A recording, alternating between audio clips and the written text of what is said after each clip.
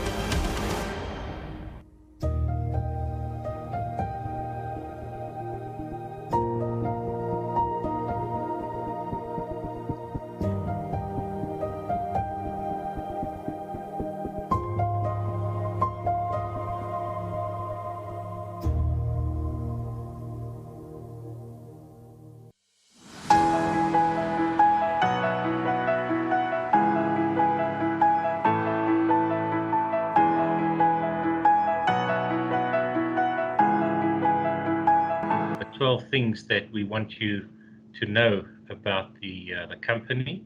There's an extensive presentation that's loaded on our website, and we encourage you to page through that. And also, if you want to know more about the company, perhaps read through the integrated report. Firstly, our company is listed on the Johannesburg Stock Exchange, obviously, but we have a second listing or a secondary listing on the New York Stock Exchange, where we have an ADR program, and approximately 25% of our shares in issue trade on this exchange through the ADR program. We're South African based. We have a very large on-surface resource. All of our resource is contained in former waste dumps, mine waste dumps. So we do not create any new waste. We simply retreat waste that had been placed by somebody else there decades ago.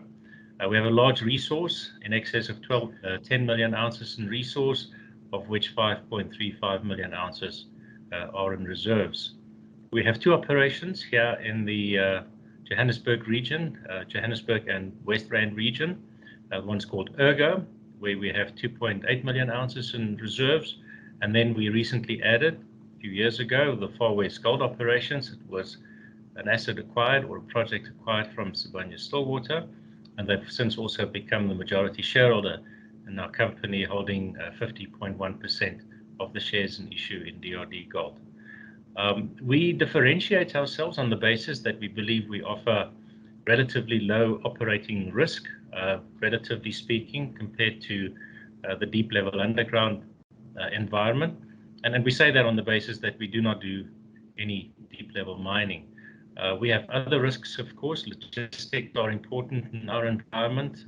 We're a value-driven enterprise, so we've got to make sure that we deliver those tons, and also make sure that we achieve the requisite recoveries. And as a consequence, that's the next point, point 4, we are a highly mechanized company. We rely extensively on technology, digital surveillance, and we also have very significant automation in just maintaining a stable working environment, or maintaining our operations in a stable state, and working towards very specific parameters, operating parameters. Our labor force is much smaller compared to the deep level environment, In fact, I prefer not to refer to our labor force as a labor force. We have more of a group of operators, mostly involved in a level of work that requires the use of equipment, the use of technology. And we also have a very slow turnover, stable labor force, very low turnover. Most people see out their careers in our organization, and it's one of the things that we pursue, to provide an environment where you can live out your full potential as a person. And in order to maintain these the requisite extraction efficiency whilst pursuing these very large volume throughput profiles, it's important that we stay on the cutting edge in terms of extraction efficiency, and therefore we do have an ongoing research and development program, and we look at two very specific fields of research. On the one hand, we on an ongoing basis try to enhance the efficiency of existing technologies, very small incremental improvements, which become big improvements because of the scalability of the scale of the enterprise. Everything is multiplied by the number of tons that we process every month, which is around 2.5 million. And then we're also looking at new innovative technologies to maybe provide that quantum shift in further recovery. We're only recovering about half of the material that we put into our plants, or just more than half, between 50 and 55% on average, and as a consequence, a 10 or a 50 or a 20% improvement on that could bring about a very significant change in our production profile. It's all about optimizing every single production unit, every single ton, both in terms of costs and in terms of the revenue that it produces because of the amount of gold that we extract. In terms of sound, regular relationships, the topic's actually a little bit wider than that. We operate within the law. We paid just on R250 million in income and employee tax in the first 6 months of this financial year. We conform with the laws of the country. We work towards achieving the goals of the broad-based economic empowerment philosophy that applies in South Africa. We also make sure that we stay within the ambit of the Minerals and Petroleum Resources Development Act, to name but a few, the National Environmental Management Act. In fact, there are over 100 pieces of legislation that apply to the mining industry, and we try to stay within the limits of the law. We are, however, also very conscious of the fact that we live in a constitutional democracy, and therefore we actively interpret the law. And in as much as the law is sometimes used as a podium for political opportunism, then we wouldn't hesitate to oppose that and enforce a proper application of the law and the constitutional framework within which we function through the law courts, as we did very recently in joining the Minerals Council in the interpretation of the third mining charter. Moving on to power and water supply. So we actively invest in risk, we actively invest in business resilience, and we actively invest in opportunity. That is the balance that we try to maintain, and we do that because we take full exposure to the gold price. We do not do any revenue protection as a matter of course. And we do all these things towards a variety of sustainable development goals, as you would see if you were to page through the rest of the presentation. And as a consequence, we, for example, are basically for 95% of all of our water requirements, we are independent of the supplier, the formal supplier of potable water in South Africa. Only 5% of the water that we use is potable water. The rest is all grey water.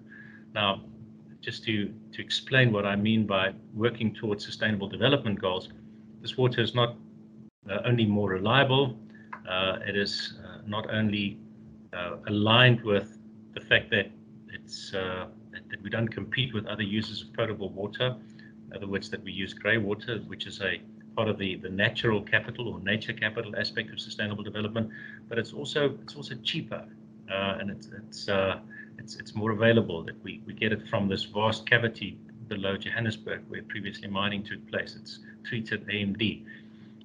So that sets us up both in terms of risk, in terms of operational efficiency, and in terms of the financial bottom line, because we pay less. And now we're embarking on a similar route in terms of electricity supply, having decided to construct a solar plant, initially a 10 megawatt hour solar plant with very significant battery storage facilities. That's the first of 3 phases, and we'll further build on that as we go along.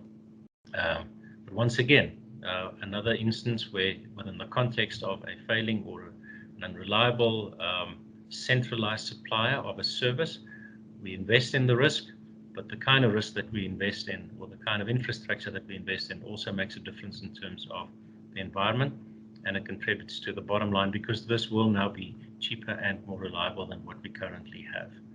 Now, these things all contribute to put us in a very compelling ESG position, and it is as a consequence not of deciding that we now want to pursue ESG, but we have had sustainable development as core, as the golden thread almost, in terms of our strategic thinking, trying to achieve value that overlaps into the 5 different sustainable development capitals, of which that which is now emerges ESG is an important component.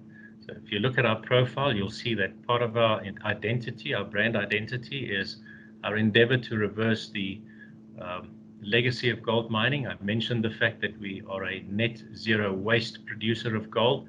I mentioned the fact that we're focusing on grey water and now also power. These are things that all contribute. Very important also our social legacy, our investment into our host communities, specific emphasis on alleviating poverty and youth education, extensive programs in that regard. And these are programs aimed at self-empowerment, not perpetuating the cycle of dependency. This does not come at the cost, though, of shareholder return, does not come at the cost of quality viewed from a commercial perspective.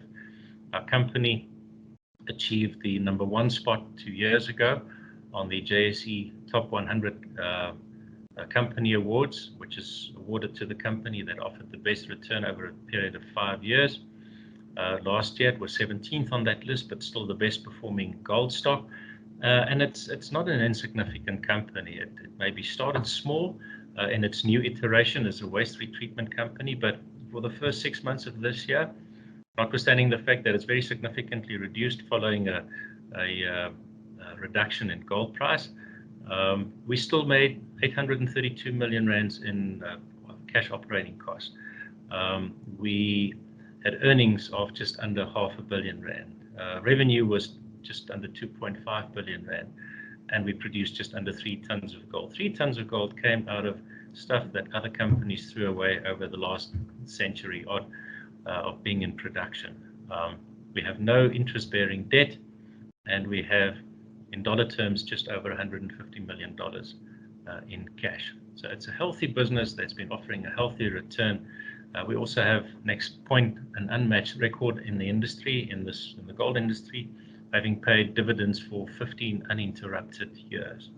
And the approach there is to distribute free cash flow, with the exception of what we require for our near-term capital investment and a small buffer, because we do not hedge.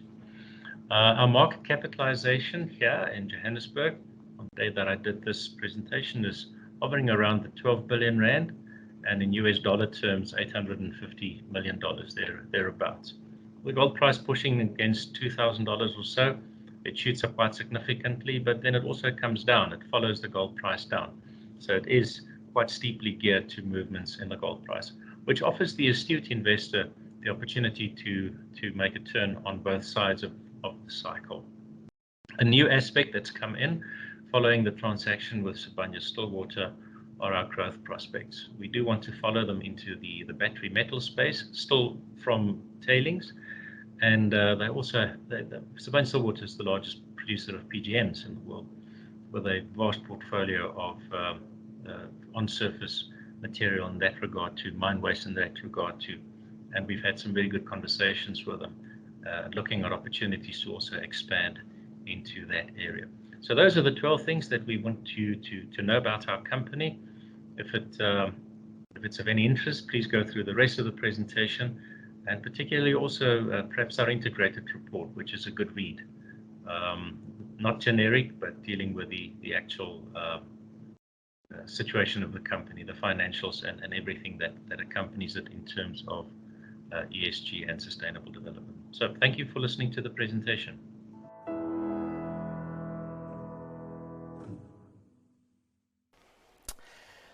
Thank you very much. That was the CEO of DRDGOLD, and I've just been having a look at some of your comments on the YouTube channel. Thank you so much for those comments. Really appreciate them.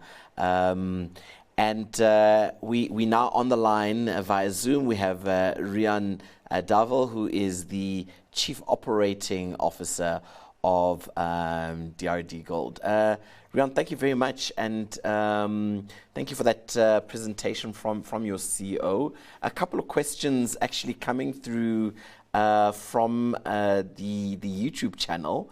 I'll throw all three of them at you. In fact, I've got four, but the fourth one is linked to another question. But dependency on Eskom is one question. How dependent are you on Eskom? And then the second question is dual listing. Very curious from Leroy Kumalo to say, why is there a dual listing? And then the third one is around uranium. Do you have any uranium potential in that? So, Rian, over to you. Thank you, Sam. Thank you very much for the opportunity, and thanks for the questions. It's my privilege to stand in for Neil. I might look closer at the finance side. I'm the Chief Financial Officer. But let's look, at Eskom. Obviously, based on the situation, one of our biggest risks, we run a 24-hour a day, 7-day a week, 365-day a year operation. So we need constant electricity supply. So how we've managed that risk over the years is, firstly, we have a curtailment agreement with Eskom. So that's an agreement then if there is load shedding in certain areas of our operation, we must reduce our load based on the stage of load shedding, and then Eskom won't switch us off so we can operate. But unfortunately, we've seen power interruptions nevertheless, even if there is that curtailment agreement in place. And some of that reasons are that we operate a very, very large footprint in the Johannesburg region.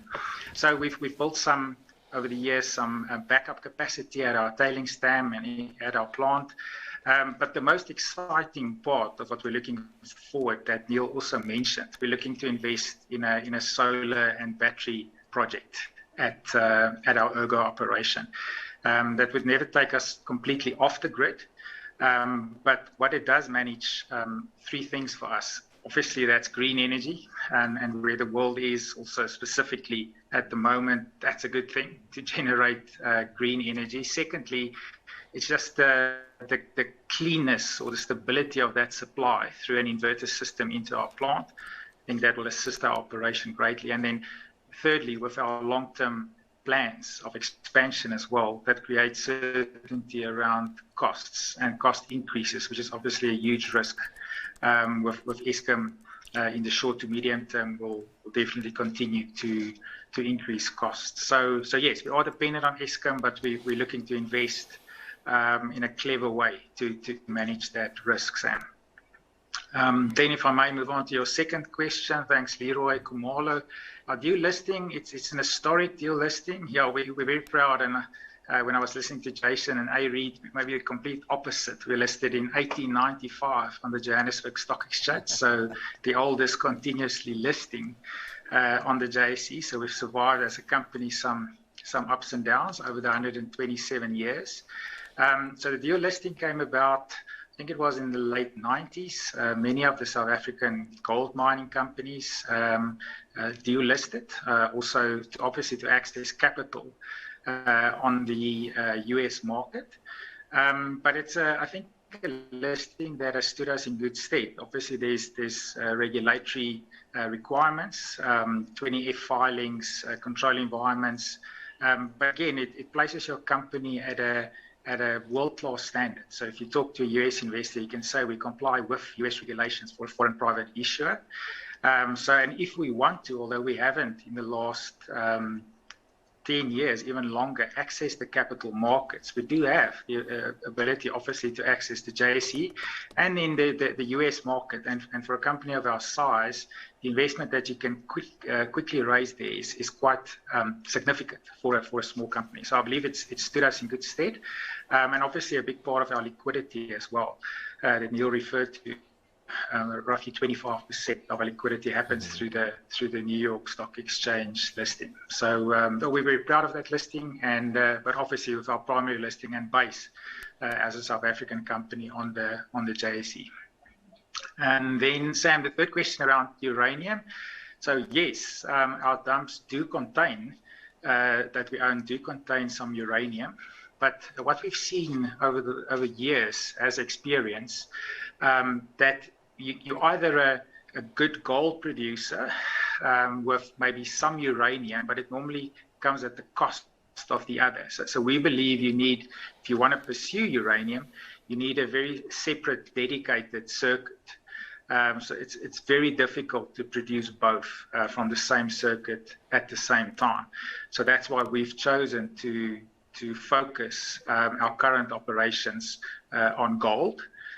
But there's obviously, if the uranium content in dumps that are owned, not only by us, but other companies in both the East and West Rands of Johannesburg are high enough, you can pursue that opportunity. The uranium price has been very low for a long period of time, but there's definitely talk that in the medium term that price can go up. And that's obviously something that our parent company, Sibanye-Stillwater, may consider as part of their asset base as well. The exciting thing that we've indicated to the market, just talking about other products, if I may, Sam, for the moment, is that we wanted to pursue other surface minerals as well, starting with platinum group metals. And again, it makes sense because Sibanye-Stillwater, as Neil mentioned, the largest producer of PGMs in the world, and there is a surface resource available. And then also looking at battery metals, the battery metal space, which the world is pursuing around green energy. That metals is still needed to be mined, and we want to pursue a model of on surface, again, battery metals processing, where we really like this model of not creating any additional waste. So we take something that has been thrown away and we remine it, reprocess that, and we just deposit that again in a very responsible way. And that's why our purpose is also to roll back the environmental legacy of mining. And that's something that really excites me about our story, being listed in 1895, still being around, doing the final cleanup, and we're looking to grow and expand both our operations, and as I've mentioned, looking at other growth opportunities as well. Yeah, thanks, Rian. You raise a good point about today we've had probably the youngest company on the JSE, and we've also got the oldest on the JSE. Tell us about your relationship with Sibanye. Obviously, they're a majority shareholder. Is that something that you are looking to hold on to, or any kind of thoughts either around an unwind or even an increase in their shareholding? Of course, only that which you can say publicly with us this morning. Always, Sam, and obviously we're not in control of that shareholding, yes. Our parent is, but you're right, they obtained that through our acquisition of our Far West assets from them in 2018, where they initially obtained a 38% increase. And then in January 2020, as part of that transaction, they had the option to increase that shareholding through a cash issue. So we managed to raise an additional just over R1 billion, taking their percentage up to 50.1%. So, and as I've heard, Neil Fruneman, the CEO of Sibanye-Stillwater, said at the time, it is an investment for them in a company. So, and I think from that point, we've as a company, DRDGOLD, we've performed very well. We note also in the presentation our 15-year uninterrupted dividend history. So I think from that point of view, as I can see, and obviously, as I mentioned, it is Sibanye-Stillwater's investment. They're holding on to that 50.1. We may look in the future. We don't know how that may change. I've mentioned, and that's public information, that we're pursuing over the medium term platinum group metal investments for our company. Obviously, we know that Sibanye-Stillwater, as I've mentioned, owns large quantities of surface PGMs. So we never know in the future what that may hold. But I think it's a great position to be in, to have a strong anchor shareholder supporting our business, that have invested heavily in our business. I've mentioned that just over R1 billion in January 2020. And I think it just creates marvelous growth opportunities for DRD, and that relationship, from my perspective, is working really well. Thanks, Riaan. Following on from your response to John Kransdorff about Eskom, you mentioned obviously that you're looking at solar and battery. Very exciting that you're getting into battery metal reprocessing, and that story around environmentally kind of aware opportunities in the mining space. Tisa on YouTube would love to hear more about your solar project and your battery project. I assume those are separate. I would assume that your solar project would be as a supply when the sun is shining. I assume that you would then use that power immediately as opposed to storing it into batteries. Is that correct? That's right, Sam. So it is I think some homes have that combination system, so similar to that, where during the day you either use directly or charge the battery. And then obviously you'll just discharge, because we're very, we play different rates. As you know, we play off-peak, peak rates. So to be able to charge at the most convenient time and discharge at the highest price level is simplistically the model that we're looking at. So they'll work in combination. And yeah, we've also indicated to the market it's quite a large battery capacity. We're still finalizing those numbers exactly. But as I've mentioned, it just makes sense on all counts for us, green energy costs and stability of supply to invest. So it's just for us to get over the final regulatory hurdles, and hopefully we can tell the market more on those specifics. As I mentioned, it's not to get off the grid completely, but it's to get a solution that's stable and cost. Obviously, I think many long-term businesses like mining are worried about cost increases. So really exciting. We're looking forward to tell the market more as soon as we've firmed up on all the numbers. Right. No, brilliant. Thanks, Riaan. And let me just double check your position. I think we have it as COO, but you said you were CFO. No problem. I'm the Chief Financial Officer. Okay. But, that's just for the record. No All problem. right, great. Riaan Duvel, thank you so much for joining us. Really exciting story, and I love the environmental angle to what your business is doing, and of course, all the best to you in your growth, and we'll be watching this story closely. Thank you, Riaan. Thanks very much. Thanks very much, Sam. Thanks for the opportunity. Cheers.